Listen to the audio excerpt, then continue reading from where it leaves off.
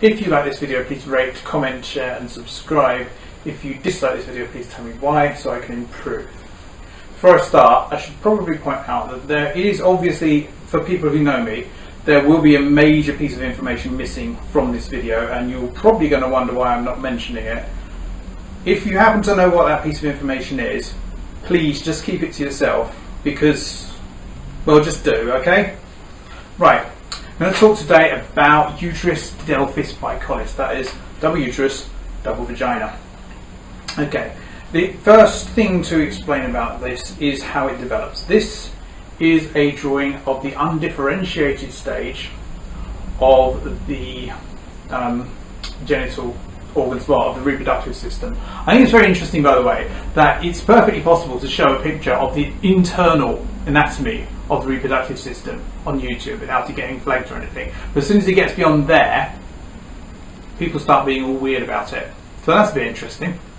And also, the same applies to the way people approach genitals generally, the reproductive system generally. You can have anything weird stuff going on up here and people won't think it's odd and it won't affect your life much in the same way at all. But if you've got weird stuff going on down here, totally different. Okay, so you have, first of all, the gonads. These are not yet either ovaries or testes.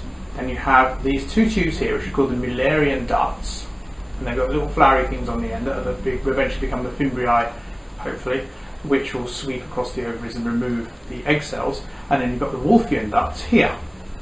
And they will open into a common cloaca down here in the embryo. What normally happens is there is either an anti-Mullerian hormone or an anti-Wolffian hormone, which either destroys the Wolffian ducts or makes them atrophy, or destroys or makes atrophy the Mullerian ducts, depending on whether you're male or female. Female bodies allow the Mullerian ducts to survive generally, and male ones the Wolffian ducts.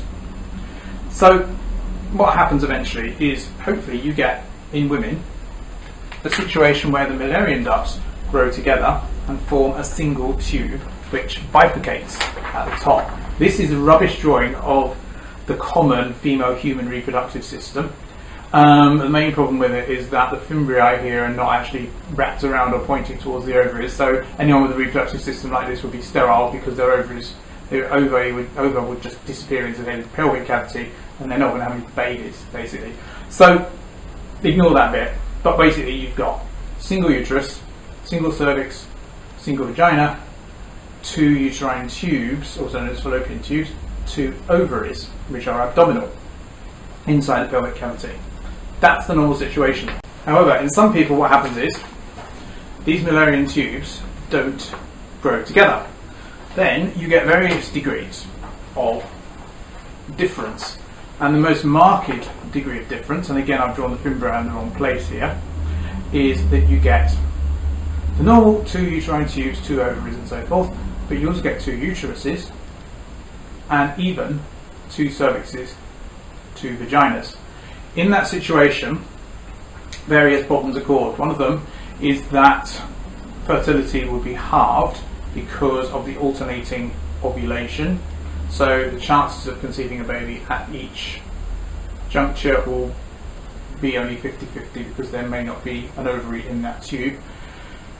And there are other problems as well, which is that during pregnancy, the other uterus, the empty uterus, tends to thicken in the same way as that one thickens, and it will block the exit, or can block the exit during labour. It is possible to conceive a child in each one of those things, with those uteri, but it's not advisable.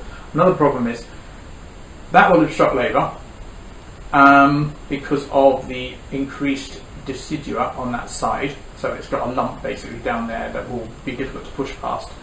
And also there may be a problem, you may not even get Braxton Hicks contractions because of the disordered musculature of the uterus. This is not often detected and it's also quite rare, but it does happen. It means that it's actually very difficult to say. People have given birth vaginally with this. People may be too nervous to explore that option, or they may feel that their obstetrician or midwife is not going to give them that option, or be persuaded that that's not going to happen. I don't really know what would happen in that situation, but I do know that it has happened successfully.